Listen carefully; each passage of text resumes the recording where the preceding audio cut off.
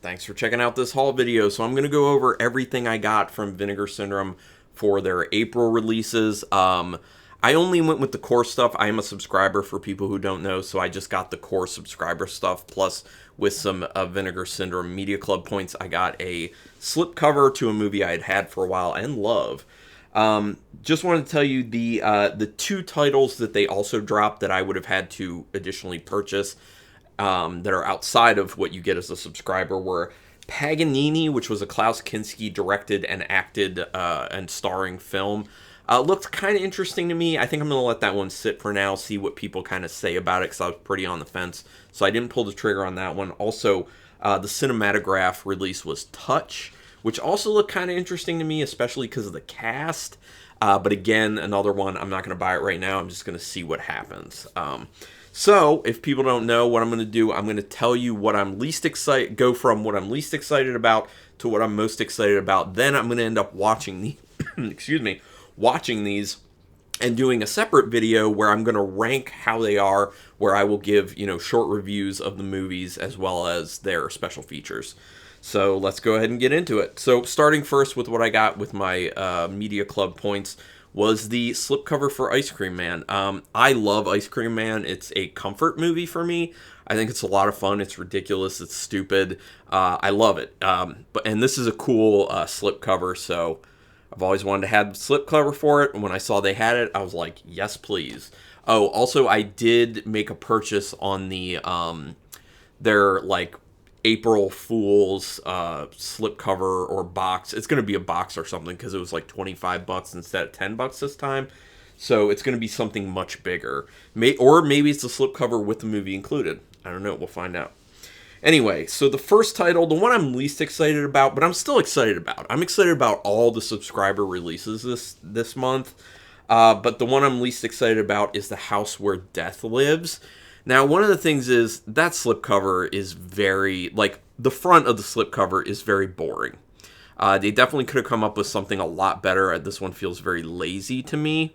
I'm sure there are people out there who like it, but the back of it looks awesome. This is what I'm talking about. I feel like it should have been switched where, this should have been the front, and this should have been maybe the back or the inside. But yeah, that looks awesome. This, boring. It's not catching anyone's eye right there. And then the original, the poster art looks better, and obviously it was called Delusion. Looks super, super cool. That's way better than this, in my opinion. But anyway, and then on the inside, yeah, it's just this again. So, let's talk about it. Delusion, a.k.a. The House Where Death Lives. Meredith Stone, a home care nurse, has been assigned the duty of looking after a wealthy invalid named Ivar Langrock. Cooped up in Langrock's stately country mansion, Meredith quickly suspects that someone sinister is lurking in the manor's dark halls, only to discover that Ivar's demented and violent son has been locked away in a hidden room. Shortly thereafter, Ivar's grandson Gabriel also moves into the house, and with his arrival, a mysterious killer soon begins murdering members of the Langrock family along with their live-in staff. It's an unjustly obscure early slasher made while the genre was still discovering and establishing its key tropes, apparently. Yeah. Looks good. It says it's restored in... What? It's on Blu-ray, but newly restored in 4K? I don't understand that, because it is a Blu-ray, though. I don't get that. Maybe just over my head. I don't know all the restoration stuff. I'm trying to learn some because I do watch the videos that Vinegar Syndrome puts out about that stuff because it is interesting, but So yeah, I mean, like I said, I'm still interested in this. It sounds really cool. I watched the trailer for all these movies. It looks cool. I'm just the least excited about it. The one I am second least excited about, but also second most excited about, because there's only 3 of these, is Lady Reporter. I have really enjoyed all the Cynthia Rothrock films that they've put out. And I know I'm probably going to enjoy this one because I like her a lot. I think she's great. This is a pretty cool, this is a pretty cool cover. The back, same color scheme. I kind of would have wanted a different kind of color scheme here. I love this. A rat in a dude's mouth. I can't wait to find out what that's all about. And then on the inside, I just flipped it to that since you know, when I take it off, different. But I would have liked some different cover art under here, but whatever. All right, so on the inside, we have disc looking like this, and it's got a booklet with it. So I will be reading that essay and talking about it when I do the review of it. Here we go. When the FBI learns of an international counterfeiting operation being run through a Hong Kong newspaper, they send one of their leading agents, Cindy, undercover as a reporter in order to investigate.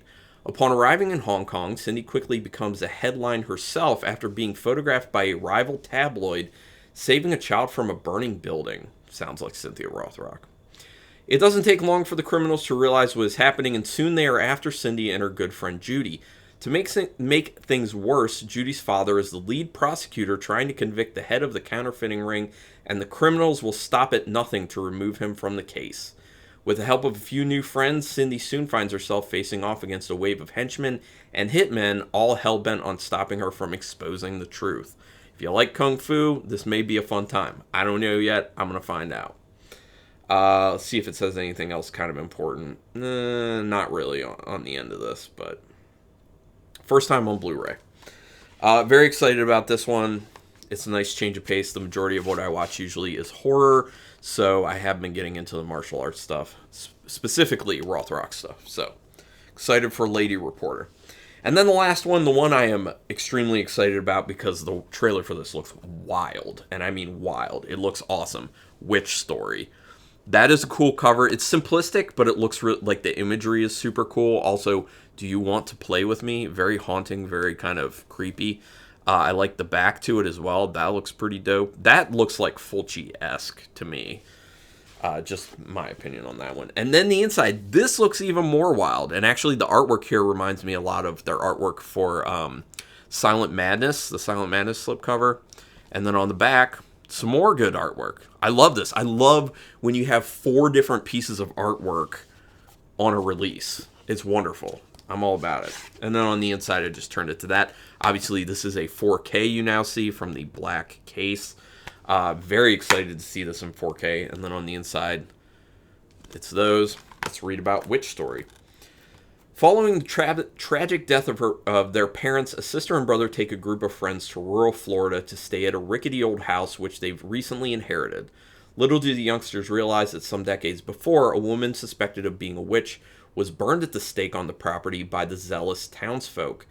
With the group settled in for a few days of drinking and partying, the demonic forces that reside in the house are quick to take hold, possessing a number of the teens and prompting them to take up knives, axes, and chainsaws against their friends in an orgy of death and dismemberment.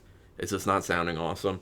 As the carnage escalates, the few remaining members of the group are forced to seek out the assistance of a local aged priest in the hopes of putting an end to the horror.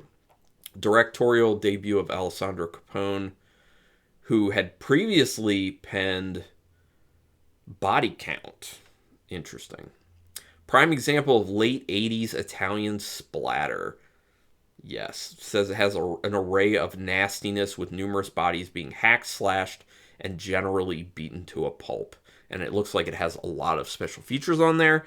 So I am very excited for this. Again, one I'm most excited for. So that said, that's all the releases. Again, like I said, I will be releasing when I'm able to get through all these and all the special features, a video ranking them and reviewing them, and talking about the special features. So be on the lookout for that. In the meantime, what did you pick up from Vinegar Syndrome recently? Or just, what did you pick up recently that you're excited about? Go ahead and put it in the comments. What of these are you most excited about, or do they all sound blah to you? You can let me know that. But yeah, let's talk. Do me a favor, hit subscribe to my channel if you haven't already. I would greatly appreciate that. That's your best way to repay me for all this free content. Also, hit the notification bell button if you want to know when I'm putting up new videos. And you can do a thumbs up on any of my videos if you want to help out with that YouTube algorithm. Regardless, I thank you very much for taking your time to check this one out. And until next time, keep it brutal.